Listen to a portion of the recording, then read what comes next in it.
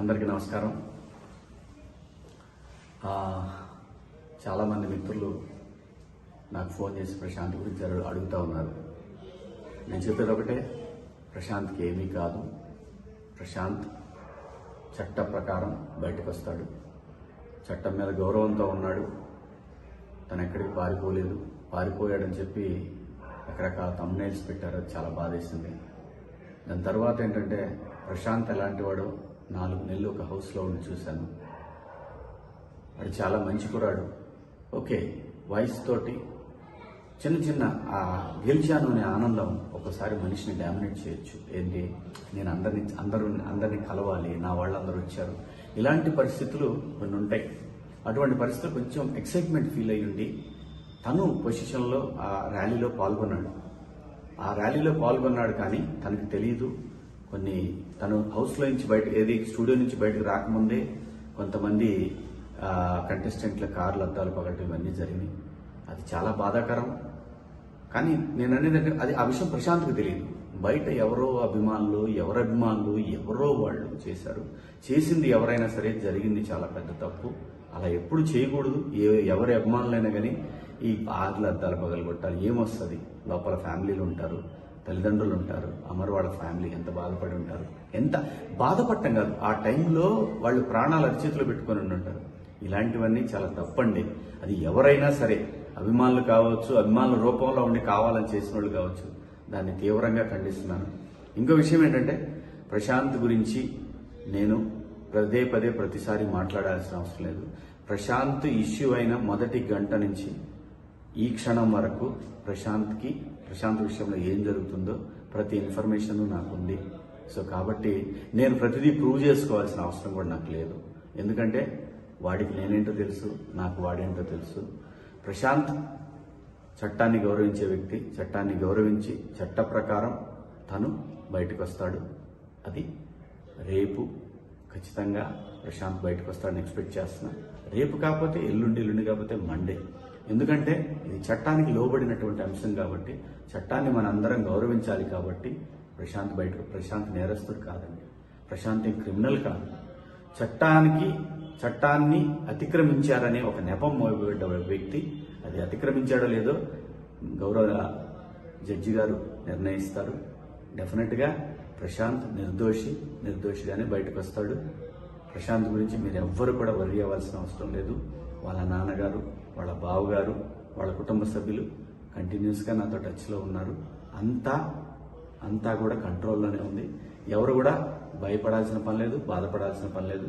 మనందరం కూడా చట్టాన్ని గౌరవించాలి, రాజ్యాంగాన్ని గౌరవించాలి. సో కాబట్టి బయటకు వచ్చి ప్రెస్ ముందుకు వచ్చి ఇంకొకటి కూడా, ఆ థంబ్నెయిల్స్ అన్ని చాలా బాధాకరంగా ఉన్నాయి. దేని గురించి థంబ్నెయిల్స్ ఎందుకు అలా పెట్టుకోవాలి? మీరు చూడాలి, చూస్తే ఎంత వస్తుంది అంటే, ఒకరిని బాధ పెట్టి మన దగ్గరకు వచ్చే డబ్బుతోటి ఆనందం పొందాలంటే అది ఎంతవరకు కరెక్టో ఎవరికి వాళ్ళు ఆలోచించుకోవాలి. నేను ఎవరిని తప్పుపట్టట్లేదు. ఒకసారి మనల్ని మనం ఆలోచించుకొని పెట్టే థంబ్నెయిల్స్ కనుక మీ కుటుంబ సభ్యులకు కూడా మీ గురించి కూడా అలా పెడితే ఎలాంటి బాధ ఉంటుందో అర్థం చేసుకొని కరెక్ట్ థంబ్నెయిల్స్ పెట్టండి.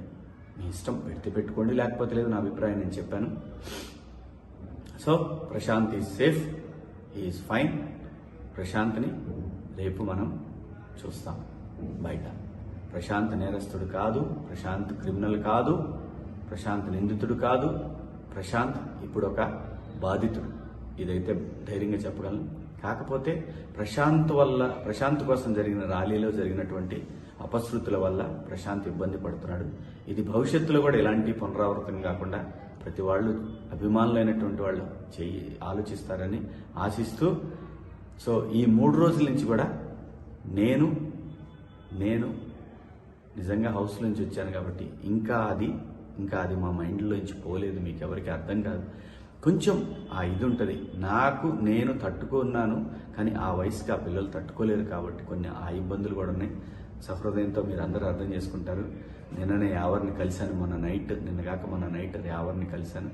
కలిసింది ప్రతిదీ చూపించుకోవాల్సిన అవసరం లేదండి. చూపించాల్సిన అవసరం లేదు. ప్రతిదీ మనం ఇప్పుడు హౌస్లో ఒక గేమ్ కోసం వెళ్ళాం, అక్కడ స్నేహితులు అయ్యాం. ప్రతి విషయంలోనే ఇన్వాల్వ్ అవుతారని ఆశించడం కూడా అది కరెక్ట్ కాదు. కానీ ఒక మనిషికి ఇబ్బంది అయినప్పుడు వాడు నా మిత్రుడైనా కాకపోయినా సరే కాజ్ జెన్యున్గా ఉంటే నేను శివాజీ అక్కడ ఉంటాడు. సో దాని గురించి అందరూ ప్రశాంతంగా ఉండండి. Prashant is safe, Yawar fine. ఎందుకంటే వాళ్ళిద్దరూ నాకు బిడ్డలు లాంటి వాళ్ళు. ఖచ్చితంగా మా స్నేహం కలకాలం ఉంటుందని నేను ఎక్స్పెక్ట్ చేస్తున్నాను. సో మీ అందరికి కూడా బిగ్ బాస్ హౌస్లో మీరందరూ కూడా మమ్మల్ని ఎంతో ఎంకరేజ్ చేసి ఈ పొజిషన్కి తీసుకొచ్చిన మీ అందరికి కూడా పేరు పేరున ధన్యవాదాలు తెలుపుకుంటూ, మీడియా మిత్రులకు కూడా కొంచెం సంయమనం పాటించండి.